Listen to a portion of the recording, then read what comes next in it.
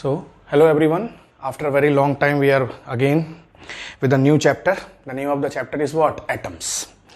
तो स्टूडेंट्स, हम लोग आज एक नया चैप्टर पढ़ने जा रहे हैं. चैप्टर का नाम है हमारे एटम्स, और देखते हैं कि एटम्स क्या है. ये chapter part second, chapter number 12 हमारे फिजिक्स का है, क्लास 12 का. और हम लोग पढ़ेंगे आज इंट्रोडक्शन. इसका इंट्रोडक्शन पढ़ेंगे, फिर हम एक alpha particle scattering, alpha particle का स्कैटरिंग मेथड देखेंगे, एक मॉडल देखेंगे रदरफोर्ड ने दिया था. तो देखते हैं क्या कहाँ से आया एटम. जैसा आपने 11th क्लास में पढ़ा है फिजिकल वर्ल्ड चैप्टर में कि that every scientist want to know that there is a word unification. तो आपने यूनिफिकेशन पढ़ा था 11th क्लास में कि सारे साइंटिस्ट ये चाहते हैं कि दुनिया सिर्फ एक ही चीज से मिलके बनी हुई हो, एक ही चीज से बनी हुई हो. इसकी खोज हर कोई कर रहा था. तो अभी तक हम देखते हैं कि अगर हमारे पास में कोई एक एलिमेंट है या कोई एक मटेरियल है, सपोज करिए ये मेरे पास में अगर एक मटेरियल है और मैं इसके दो पीसेस करूं तो दोनों की प्रॉपर्टीज कैसी रहेगी? सेम रहेगी. ठीक है. फिर मेरे पास में इतना बचा, फिर मैंने इसके दो पीसेस करे, अभी प्रॉपर्टीज कैसी रहेगी? सेम रहेगी. और तोड़ा, अभी प्रॉपर्टीज कैसी रहेगी? सेम रहेगी. इसको तोड़ते जब मुझे स्मॉलेस्ट चीज मिली, वो मान लीजिए मुझे मॉलिक्यूल मिली. क्या मिली? मुझे एक मॉलिक्यूल मिली.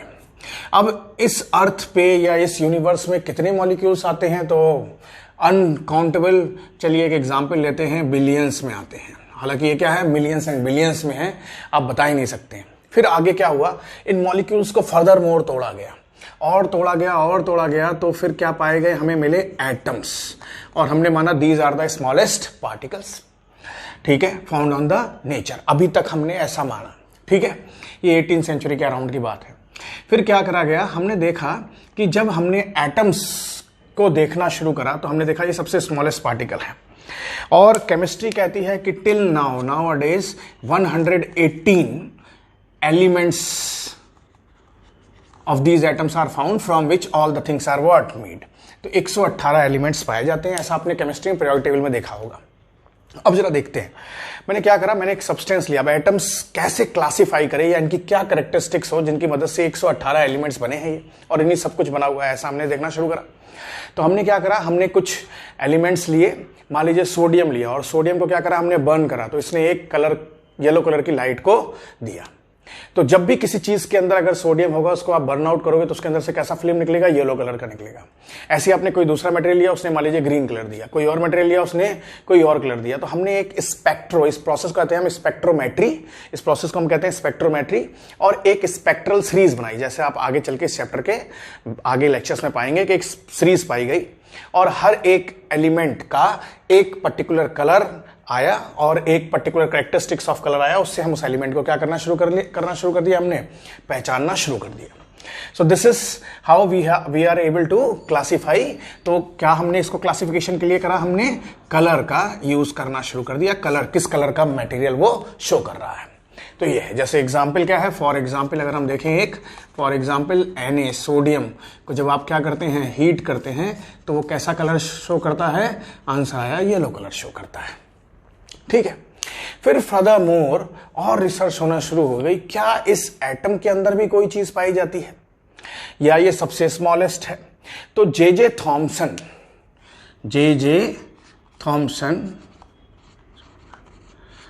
थॉमसन ने एक एक्सपेरिमेंट करा. और वो एक्सपेरिमेंट उन्होंने ये करा कि एक डिस्चार्ज ट्यूब ली. हमें क्या एक्सपेरिमेंट नहीं पढ़ना है, एक डिस्चार्ज ट्यूब ली और उसके अंदर इन एलिमेंट्स को पास करा. तो जब इन एलिमेंट्स को पास करा तो उन्होंने एक कॉमन कैरेक्टरिस्टिक देखी कि सभी एलिमेंट में एक चीज निकल रही है. और वो जो चीज इन्होंने निकाली एक इलेक्ट्रिक फील्ड करने से, कि वो कहां से कहां मूव कर रही है? वो नेगेटिव से पॉजिटिव की तरफ मूव कर रही है, स्ट्रेट लाइन में मूव कर रही है. आप एक्सपेरिमेंट देखिएगा. और उस चीज का इन्होंने नाम दिया इलेक्ट्रॉन. उस चीज का इन्होंने नाम क्या दिया? इलेक्ट्रॉन. और हम जानते हैं इलेक्ट्रॉन कैसे होते हैं? नेगेटिव इन नेचर होते हैं. लेकिन जो एटम पाया जाता है उसके ऊपर नेट चार्ज जो पाया जाता है, एटम के ऊपर नेट चार्ज वो पाया जाता है 0.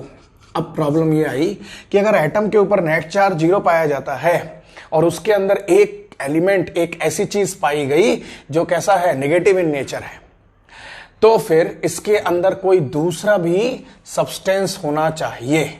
कोई दूसरा भी एक सब्सटेंस होना चाहिए. और उसका नेचर कैसा होना चाहिए, अपोजिट टू दिस, क्योंकि अपने को नेट चार्ज कैसा चाहिए, 0 चाहिए। तो अगर ये नेगेटिव है तो इसका नेचर कैसा होना चाहिए, पॉजिटिव होना चाहिए। इसका नेचर कैसा होना चाहिए, पॉजिटिव। आगे चल के जे थॉमसन ने स्पेसिफिक चार्ज के बारे में बताया, और ये क्या होता है, E/m, और इनको नोबेल प्राइज भी मिला इस चीज के लिए, चार्ज के बारे में। और इन्होंने यहां से इलेक्ट्रॉन का मास बताया। क्या बताया इन्होंने, मास ऑफ इलेक्ट्रॉन बताया। और हम जानते हैं कि मास ऑफ इलेक्ट्रॉन बहुत ज्यादा लेस होता है, तो मास ऑफ इलेक्ट्रॉन क्या हो गया, it is very very small. और जितना हम जानते हैं 9.1 × 10⁻³ kg के करीब होता है। आप ऐसा जानते हैं कि बहुत छोटा होता है मास, लेकिन एक एटम का मास क्या होता है, बहुत ज्यादा होता है as compare to this mass, as compare to mass of what, electron. इसका मतलब जो दूसरा एलिमेंट है वो क्या है, हैवियर है। वो जो दूसरा एलिमेंट है वो क्या है, हैवियर है, मतलब भारी है, और उसका मास कैसा है, इससे इलेक्ट्रॉन के मास से बहुत ज्यादा है। और पाया गया, आगे की रिसर्च में पाया गया कि इसके मास में और इसके मास में, फिर इसका नाम रखा गया। वो नाम क्या इन्होंने बताया, प्रोटॉन बताया। आगे चल के पता चलेगा ये प्रोटॉन है, डिस्कवरी ऑफ प्रोटॉन। और क्या पाया ये गया कि mass of proton is 1836 times greater then mass of electron, या मास ऑफ इलेक्ट्रॉन, मतलब दोनों में रिलेशन 1836 टाइम का पाया गया। ठीक है, तो एक प्रोटॉन और एक इलेक्ट्रॉन के मास में 1836 टाइम्स का डिफरेंस, तो बहुत बड़ा ह्यूज डिफरेंस पाया गया। तो अब ये समझ में आ गया, जे थॉमसन ने इंट्रोडक्शन में ये बताया, ये हमें समझ में आ गया कि दुनिया में क्या पाए जाते हैं, कुछ एलिमेंट्स पाए जाते हैं। उन एलिमेंट्स को हम कैसे क्लासिफाई करते हैं, उनकी एक कैरेक्टरिस्टिक्स होती है, वो क्या होती है, कलर शो करते हैं। हमने एक स्पेक्ट्रोमेट्री होती है पूरा प्रोसेस, वो हमें नहीं पढ़ना, और उससे हमने एक स्पेक्ट्रम सीरीज बनाई जो आगे के लेक्चर्स में हम देखेंगे। ठीक है, जिसको बोर ने दिया था, ठीक है, या बाल्मर सीरीज आएगी, पार्सन सीरीज आएगी, कुछ सीरीज आएंगी, बाल्मर ने बताया, एक फिजिसिस्ट थे। आगे चल के फिर जे थॉमसन साहब आए। जे थॉमसन साहब ने एटम को और देखा और तोड़ने की कोशिश करी और जाना। तो उन्होंने जब एक discharge tube, Rutherford cathode ray tube experiment करा, तो उसके अंदर उन्होंने देखा इलेक्ट्रॉन पाया जाता है सभी एटम्स में। सभी एटम में कॉमन चीज क्या है कि in all atoms electrons are found. ये बड़ी कॉमन कैरेक्टरिस्टिक्स थी कि सभी एटम के अंदर एक चीज कॉमन पाई जाती है, वो क्या पाई जाती है, इलेक्ट्रॉन्स पाई जाती है। कॉमन कैरेक्टरिस्टिक्स निकल के आई इलेक्ट्रॉन। और इलेक्ट्रॉन का नेट चार्ज कितना पाया जाता है, आंसर आया 0। अगर नेट चार्ज 0 होता है तो किसी चीज को 0 बनाना है, और इलेक्ट्रॉन का नेचर कैसा होता है, नेगेटिव। तो अगर इलेक्ट्रॉन का नेचर नेगेटिव है तो इसका मतलब, और नेट 0 बनाना है तो इसका मतलब उसके अंदर कोई दूसरी चीज भी पाई जाएगी, उसका नेचर कैसा होगा, पॉजिटिव। और आगे चल के इन्होंने E/m स्पेसिफिक चार्ज रेशियो से बताया कि mass of electron approximately 9.31 × 10⁻³ kg पाया जाता है। और इन्होंने बताया कि जो दूसरी चीज है उसका मास और मास ऑफ इलेक्ट्रॉन में बहुत ह्यूज डिफरेंस होता है, वो बहुत ज्यादा भारी होता है। क्यों? क्योंकि एटम का एटम का मास बहुत ज्यादा लार्ज होता है, तो इसका मतलब दूसरी चीज जो पाई जा रही है उसका मास क्या होगा, बहुत ज्यादा लार्ज होगा। और वो दूसरी चीज इन्होंने बताई कि उसको हम कहते हैं प्रोटॉन, और दोनों के मास में एक रिलेशन बताया गया, वो बताया गया 1836। ये हम आज जानते हैं, उस समय नोन नहीं था। फिर हमें यह पता चल गया कि एटम के अंदर दो चीज पाई जाती हैं, अभी तक दो चीज पाई जाती हैं कि एक इलेक्ट्रॉन होता है और एक क्या होता है, प्रोटॉन होता है। अब फिर समस्या आना शुरू हो गई कि ये रहते कैसे हैं, तो इसको हम कहेंगे स्ट्रक्चर ऑफ एटम। तो अगली चीज जो हमारी आएगी वो क्या आएगी, स्ट्रक्चर ऑफ एटम। देखते हैं स्ट्रक्चर ऑफ एटम क्या होगा हमारा। स्ट्रक्चर ऑफ एटम, तो इसके लिए सबसे पहले जे थॉमसन ने ये सब चीजें बताई। तो जे थॉमसन मॉडल, इन्होंने एक मॉडल पेश करा, और इस मॉडल को हम जानते हैं प्लम एंड पुडिंग मॉडल। तो इसको हम लोग क्या कहते हैं, प्लम एंड पुडिंग मॉडल। क्या हुआ प्लम एंड पुडिंग का मतलब?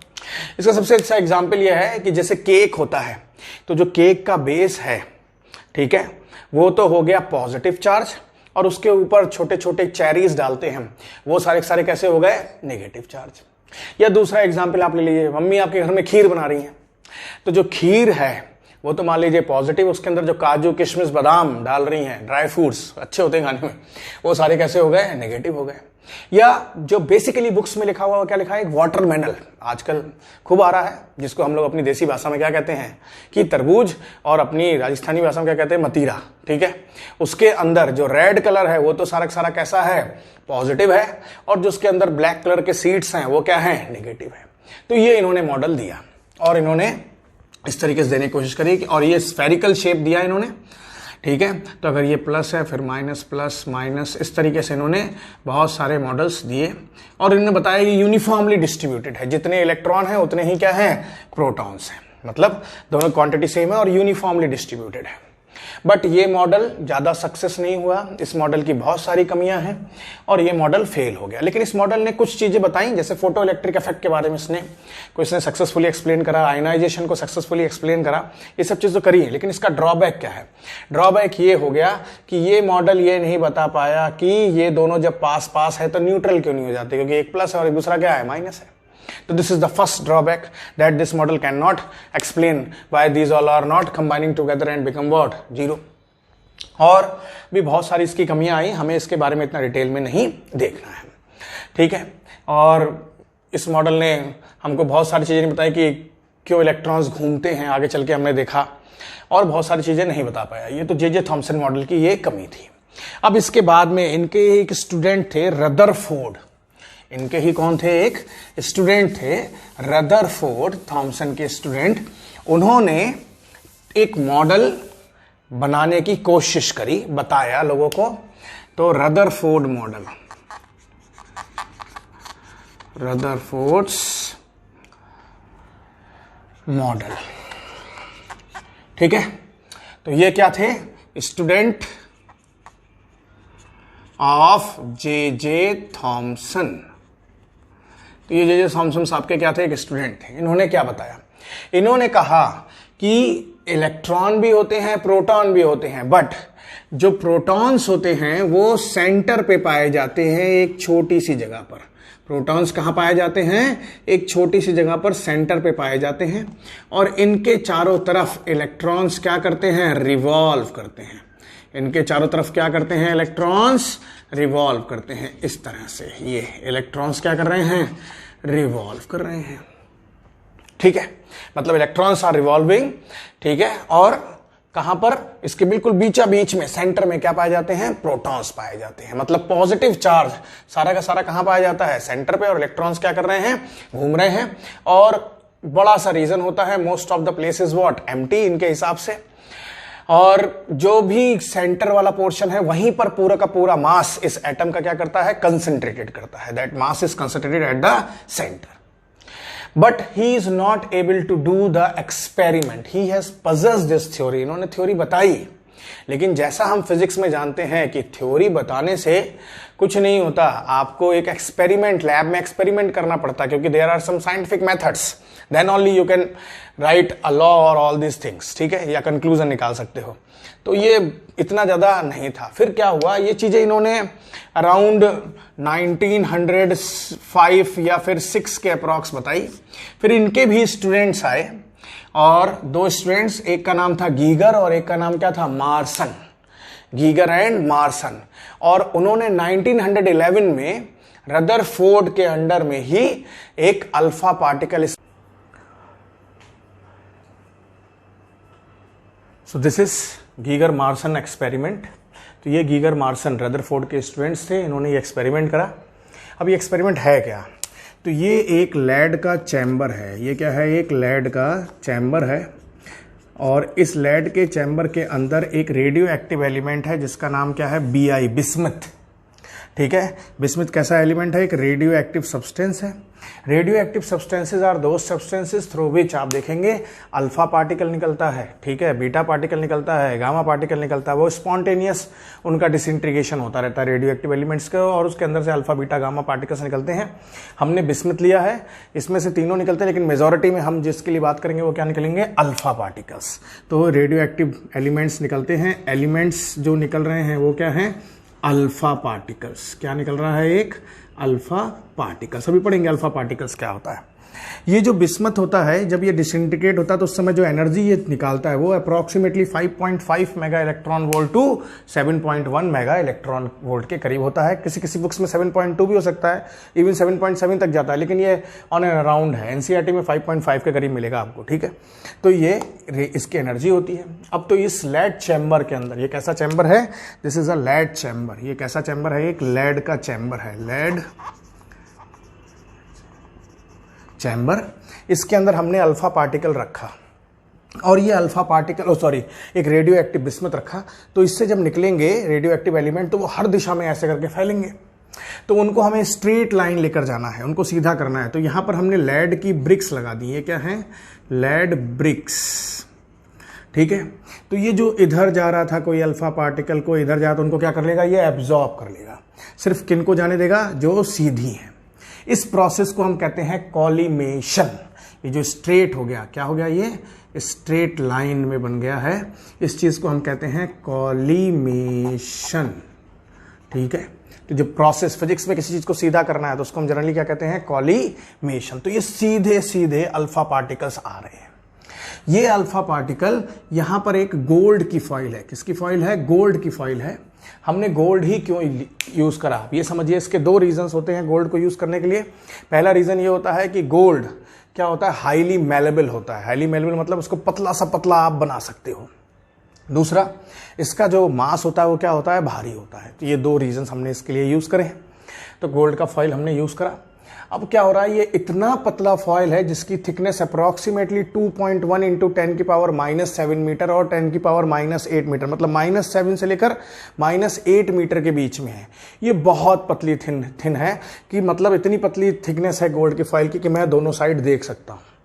फर्दर मोर करेंगे तो वह क्या हो जाएगी? ब्रेक कर जाएगी। तो 2 की पावर -7 से -8 के अप्रॉक्सीमेटली ये होती है गोल्ड की फॉइल की थिकनेस, ठीक है। गोल्ड क्यों चूज करा? क्योंकि ये हाईली मेलेबल है, इतनी पतली शीट बन सकती है। और दूसरा, इसका थोड़ा सा एटॉमिक मास वेट जो होता है क्या होता है? भारी होता है। ये रीजन लिया।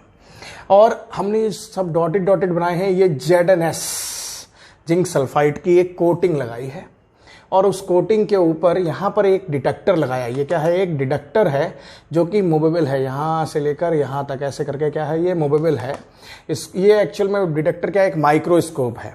और जिंक की सल्फाइड क्यों ली है? क्योंकि जब यहां से एक पार्टिकल निकलेगा तो जिंक क्या करता है? लाइट का स्पार्क करता है। क्या करता है? ये लाइट स्पार्क। ZnS क्या करता है? एक लाइट स्पार्क करता है। और ये जो कि नेकेड आइट से तो नहीं दिखेगा, लेकिन ये माइक्रोस्कोप उसको क्या घुमाएंगे तो वहां पर क्या कर देगा? रीड कर लेगा, वैल्यूज को क्या कर देगा? दिखा देगा। तो ये पूरा एक सेटअप है जो किसने दिया? गीगर और मार्सन ने दिया। अब दूसरी सबसे इंपॉर्टेंट चीज, हमने अल्फा पार्टिकल ही क्यों चूज करा? This is the first question. तो जरा जाइए पीछे। हमने क्या इजाद करा अभी तक? एटम। और एटम कैसे मिला? कि अगर कोई एक एलिमेंट है तो उसको हमने क्या करा? तोड़ा। तो हमने क्या करा? एक हैमरिंग करी होगी, किसी से ठोका होगा तभी टूटेगी कोई चीज। तो ऐसे ही मॉलिक्यूल को तोड़ा गया, उससे क्या बना? एटम। तो एटम को भी तोड़ने के लिए कोई एक हैमर तो चाहिए। तो वो हैमर हमने क्या चूज करी? एक अल्फा पार्टिकल।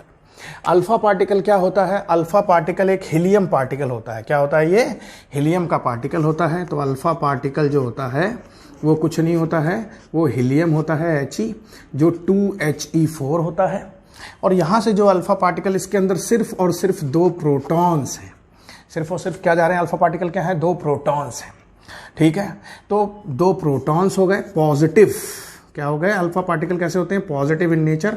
2 प्रोटॉन और जिनका एटॉमिक मास कितना होगा? 4 AMU, मतलब बहुत भारी। एटॉमिक मास यूनिट अभी आगे बढ़ोगे आप, 4 AMU के बराबर। तो बहुत भारी होता है ये एलिमेंट। जब ये गोल्ड फॉइल के ऊपर पड़ेगा तभी उसको गोल्ड फॉइल के एटम के ऊपर पड़ेगा तो वो क्या करेगा? उसको ब्रेक करेगा। ये सिंगल लेयर ऑफ एटम है, मतलब एक पतली सी लेयर एटम्स की है, ठीक है। इसके ऊपर पड़ेगा तो ये हैमर की तरह काम करता है अल्फा पार्टिकल, इसलिए हमने इसको चूज करा। एक्चुअल में अल्फा पार्टिकल है क्या? हीलियम एलिमेंट के अंदर पॉजिटिव जो वैल्यूज हैं 2He4, मतलब 2 इलेक्ट्रॉन होते हैं, 2 प्रोटॉन होते हैं। हम प्रोटॉन की बात कर रहे हैं, 2 प्रोटॉन्स हैं, ठीक है। ये कंडीशन निकल के आई। अब हमने गोल्ड की फॉइल पतली क्यों ली है? अगर मान लीजिए आप मोटी ले लेते तो कहां से टकराता पता नहीं चलता। वैसे क्या एक सिंगल एटम पे आके टकराएगा तो ऑब्जर्वेशन की रीडिंग्स प्रॉपर करेक्ट आएंगी। जब ये यहां से हमने मान लिया बिलियंस और ट्रिलियंस में इलेक्ट्रॉन्स निकल रहे हैं और वो इधर उधर फैल रहे हैं। उनमें से कुछ सीधे बहुत हाई स्पीड, क्योंकि एनर्जी कितनी है 5.5 मेगा इलेक्ट्रॉन टू 7.1 के बीच में है, यहाँ पर स्ट्राइक करते हैं तो हमें कुछ ऑब्जर्वेशंस मिले। वो ऑब्जर्वेशंस यहाँ हैं जो किसने, गीगर और मार्शन नोट करे। पहला ऑब्जर्वेशन क्या देखा गया? पहला ऑब्जर्वेशन ये है कि most of alpha particles that is 99.86% went undeviated। ठीक है, मतलब उनका एंगल कितना पाया गया? 0 डिग्री। तो एक्सपेरिमेंट में क्या करा गया कि यहां पर कितने अल्फा पार्टिकल्स इस गोल्ड फाइल को टकराने के बाद में किस किस एंगल पे पाए गए, ये एक्सपेरिमेंट का ऑब्जर्वेशन है। तो हम ऑब्जर्वेशन का भी ग्राफ भी बनाएंगे इसके बाद में, लेकिन पहले ऑब्जर्वेशन समझते हैं। तो किन किन एंगल पे ये थीटा एंगल किसके साथ ग्राफ बनेगा? Number of alpha particle scattered out after striking this gold surface. तो ये एंगल यहां से लेकर 0 से लेकर यहां हो गया 90, यहां हो गया कहीं पर 45 और यहां पर कहीं पर हो गया 180। इस तरीके से जैसा ऊपर है वैसे ही यहां पर हो गया कहीं पर 90, यहां पर हो गया मान लीजिए 120, ठीक है 150, यहां हो गया 180। तो ऊपर नीचे ये पूरा घूमेगा और बताएगा कितने एलिमेंट। तो देखा ये गया कि most of the alpha particle कितने 99.86%, कितने परसेंट? 99.86% वेंट अनडेविएटेड, मतलब वो 0 डिग्री से बिना डिफ्लेक्ट करे सीधे सीधे पार करके चली गए। इसका मतलब क्या हुआ? इसका मतलब ये हुआ कि अगर ये गोल्ड की एक फॉइल थी तो अल्फा पार्टिकल्स आए और सीधे निकल के चले गए, उनकी सेहत पे कोई फर्क नहीं पड़ा। ठीक है, दूसरा बड़ा इंपॉर्टेंट कंक्लूजन है। दूसरा इंपॉर्टेंट, अब 99.86 चले गए तो बचे कितने? बचे जो वो कितने हुए? 0.14%। भाई 99.100 में से घटाएंगे तो 0.14% आएगा। ये जो 0.14 अल्फा पार्टिकल्स हैं, ये देखा गया ये डेविएट्स हुए। ये क्या हुए? ये डेविएट हुए, मतलब ये सीधे नहीं गए, ये मुड़े। और कितने डिग्री से मुड़े? मोर देन 1 डिग्री, मतलब 1 डिग्री से ज्यादा से ये क्या हुए? डेविएट हुए। मतलब जो अल्फा पार्टिकल सीधे निकल रहे थे 99.86%, उनमें से 0.014% ऐसे करके डेविएट हुए, कुछ इधर हुए कुछ इधर हुए, कुछ मेरी तरफ भी आ सकते हैं। ठीक है, तो वो कितने हुए? मोर देन 1 डिग्री से डेविएट हुए, कितने? 0.14%। फिर अब समझिए, इसका मतलब अगर कोई चीज यहां से आ रही है और इसको डेविएट कर रही है तो इसका नेचर कैसा है? अल्फा पार्टिकल का नेचर कैसा है? पॉजिटिव। तो एटम के अंदर भी क्या होना चाहिए? कोई पॉजिटिव चीज होगी तभी तो डेविएट होगा। लाइक चार्ज क्या करते हैं? रिपेल करते हैं। तो अब ये पता चलना शुरू हुआ कि एटम, अगर ये एटम है तो इसमें कहीं पर छोटी सी जगह है, कोई एक छोटी सी जगह है जहां से एलिमेंट्स क्या हो रहे हैं? डेविएट हो रहे हैं। क्यों छोटी जगह मैंने क्यों कहा? क्योंकि वो वैल्यू कितनी है? 0.14% ही सिर्फ डेविएट हो रहे हैं, बाकी सारे तो पास कर जा रहे हैं। तो बाकी सारी जगह पर नहीं है ये पॉजिटिव। आगे देखिए और समझ में आएगा। ये पाया गया कि 1 in 8,000, मतलब 8,000 में से alpha particle 1 in 8,000 alpha particle deviate more than 90 degree. ठीक है, इसका मतलब क्या हुआ? कोई एक अल्फा पार्टिकल कितने में से? 8,000 में से 90 डिग्री से डेविएट होता है। इसका मतलब क्या हुआ? जरा देखते हैं। इसका मतलब ये हुआ कि अगर मैं यहां पर देखूं तो अगर ये क्या थी? गोल्ड की फॉइल थी और यहां से क्या आ रहा था? अल्फा पार्टिकल आ रहा है। क्या आ रहा है? अल्फा पार्टिकल आ रहा है। तो वो 90 डिग्री यही तो हुआ, इधर डेविएट हुआ। ठीक है, इस तरीके से डेविएट हुआ। कितना? 1 in 8,000। तो इसका मतलब यहां पर कोई एक चीज है जो इसको डेविएट कर रही है 90 डिग्री। वो चीज कैसा है? उसका नेचर कैसा होगा? पॉजिटिव होगा। लेकिन वो चीज कैसी है? बहुत ज्यादा डेंस है। क्यों? सिर्फ 8,000 में से ऐसा हो रही है, तो डेंसिटी उसकी बहुत ज्यादा हैवी होगी। अब मान लीजिए कोई चीज आप फेंक के मार रहे हो और कोई चीज हल्की है, तो वो तो उसको पार करके चली जानी चाहिए।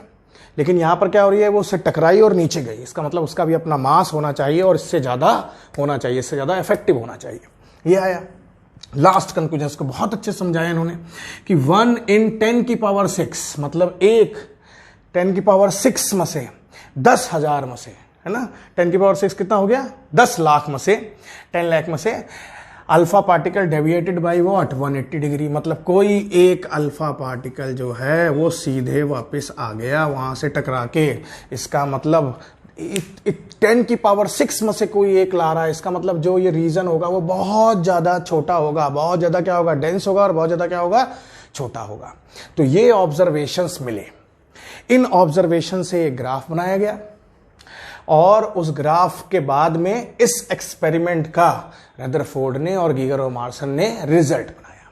तो कैसे ग्राफ बनता है, तो क्या ऑब्जर्वेशन थे, 99.86 अनडेविएटेड चले जाते थे, 0.14 मोर देन 1 डिग्री से डेविएट करते थे, 1 in 8000 alpha particle deviate with more than 90 degree, and 1 in 10⁶ alpha particle deviate with what, 180 degree. तो जरा देखिए, सारे के सारे एलिमेंट्स क्या हो रहे हैं, 0 डिग्री से निकल रहे हैं। कितने, 99.86। इसका मतलब अगर मैं यहां पर ग्राफ बनाऊं तो एक साइड क्या लूंगा, एंगल ऑफ स्कैटरिंग थीटा, और इस साइड क्या लूंगा मैं, number of particles, alpha particles scatter. तो देखिए मैंने इधर ले लिया 10 की पावर 7, 10 की पावर 6, 5 4 3 2 0 1, फिर ये 20 40 60 वैसे 180 डिग्री तक गया, ये 10 का है। तो पाया गया कि most of the elements are scattered undeviated, मतलब कितना डिग्री, 0 डिग्री के पास में ऑलमोस्ट एलिमेंट्स क्या हो गए, चले गए। कितने, 99.6। दूसरा क्या पाया गया कि 1 in 10 की power 6 deviate with what, 180 degree. तो 180 डिग्री से कोई एक चला गया, ये बना लिया हमने। फिर इन्होंने एनसीईआरटी में प्रॉपर ग्राफ है, मैं प्रॉपर ग्राफ नहीं बना सकता, उसकी वैल्यूज को आप एनसीईआरटी में देखिएगा। इन्होंने एक फॉर्मूला बनाया, और ये फॉर्मूला ये है कि N number of alpha particle deviated at angle theta is equal to K any constant Z, Z is what, atomic number, उस एटम का साइन की पावर 4 θ/2 से निकाल के इन्होंने अलग अलग जगहों पर ऐसे करके दिया, और मान लीजिए ये इन्होंने ग्राफ बनाया। And I am not saying that this graph curve is 100% correct. आप इस ग्राफ के कर्व को कहाँ से देखेंगे, एनसीईआरटी से। तो एनसीईआरटी में इसकी प्रॉपर रीडिंग है, प्रॉपर रीडिंग्स हैं, आप उसको देखिएगा, ठीक है। तो ये ग्राफ बनाया गया, तो इन ऑब्जर्वेशन से ये ग्राफ बनाया गया by this formula. And what is the result of this experiment, तो इस एक्सपेरिमेंट का रिजल्ट क्या था, या कंक्लूजन क्या निकाला गया फ्रॉम द एक्सपेरिमेंट। पहला, most of the part of atom is empty space, मतलब पूरा का पूरा एटम में ऑलमोस्ट पार्ट कैसा है, एम्प्टी स्पेस है, मतलब हॉलो है। उसका रीजन नंबर 1 क्या रीजन है, that is 99.86% alpha particle passed undeviated. तो पहला रीजन क्या था, कि पहला कंक्लूजन पाया गया कि एटम का बहुत ज्यादा पार्ट कैसा है, most of the part is what, empty, मतलब हॉलो। उसका रीजन क्या है कि 86% एलिमेंट क्या हो रहे हैं, अनडेविएटली पास हो रहे हैं। दूसरा reason, there is some positive charge inside the atom in a very small space. Atom के अंदर कुछ ना कुछ पॉजिटिव चार्ज होगा, लेकिन बहुत स्मॉल रीजन में, वेरी स्मॉल रीजन। इसका रीजन क्या था, क्योंकि हमें 0.14%, कितने, 0.14% अल्फा पार्टिकल, कैसा नेचर होता है उनका, पॉजिटिव होता है, वो डिफ्लेक्ट हुए। वो क्या हुए, डिफ्लेक्ट हुए। और डिफ्लेक्ट हुए कितने एंगल से, 1 डिग्री से। तो लाइक चार्ज क्या करते हैं, रिपेल करते हैं, ये रीजन है। तीसरा सबसे इंपॉर्टेंट कंक्लूजन ये हुआ कि द पॉजिटिव चार्ज, कौन सा charge, positive charge inside the atom is concentrated at an extremely small space, बहुत छोटे से स्पेस पे वो कंसंट्रेट होता है, बहुत छोटे से स्पेस पे होता है, और उसको हम कहते हैं न्यूक्लियस। तो किस चीज का इन्होंने खोज कर दिया, न्यूक्लियस में वो कंसंट्रेट होता है, और उसका जो साइज होगा वो अप्रोक्सीमेटली 10 की पावर -15 मीटर। 10 की पावर -15 क्या होता है, एक फर्मी होता है, इतना छोटा, उस समय की बात कर रहे हैं, अभी तो थोड़ा बहुत चेंजेस सकते हैं। और जो एटम का साइज होता है वो 10 की पावर -10, मतलब कि इतना ज्यादा डिफरेंस, 10 की पावर 5 टाइम्स का डिफरेंस है साइज ऑफ एटम और साइज ऑफ न्यूक्लियस में। तो it's a huge difference. Reason क्या था कि 1 in 10 की power 6 alpha particle deviated with 180 degree. तो ये रीजन था इसका, ठीक है। तो ये कंक्लूजन, जो ऑब्जर्वेशंस आए हैं उन्हीं से कंक्लूजन निकाल के इन्होंने बनाए हैं। अब इस रदरफोर्ड मॉडल को एक्सपेरिमेंट हो गया तो मान लिया गया, लेकिन इस रदरफोर्ड मॉडल की कुछ कमियां थी, ड्रॉबैक्स थे। पहला ड्रॉबैक था, it is not able to explain the stability of the atom, जिसको हम देखेंगे, आपको नोट्स में मैंने दिया हुआ है कि एक स्टेबिलिटी ऑफ एटम नहीं बता पाया, ठीक है, कि अगर इलेक्ट्रॉन घूम रहे हैं थोड़े टाइम बाद में उनकी एनर्जी खर्च हो जाएगी और वो न्यूक्लियस के अंदर आ जाने चाहिए, ये स्टेबिलिटी नहीं बता पाया। ठीक है। और दूसरा, ये स्पेक्ट्रल लाइन को कंटिन्यूअस बता रहा था, लेकिन एक्चुअल में जो स्पेक्ट्रल जो सीरीज होती है वो कैसी होती है, लाइन में होती है। उसके बारे में एक्सप्लेनेशन नहीं दे पाए कि लाइन स्पेक्ट्रल क्यों मिलता है, हम आगे पढ़ेंगे चैप्टर में, ठीक है। So these are few drawbacks and there are some the conclusions about this Geiger and Marsden experiment. So we'll continue our next lecture after this. So stay home, stay safe. Thank you.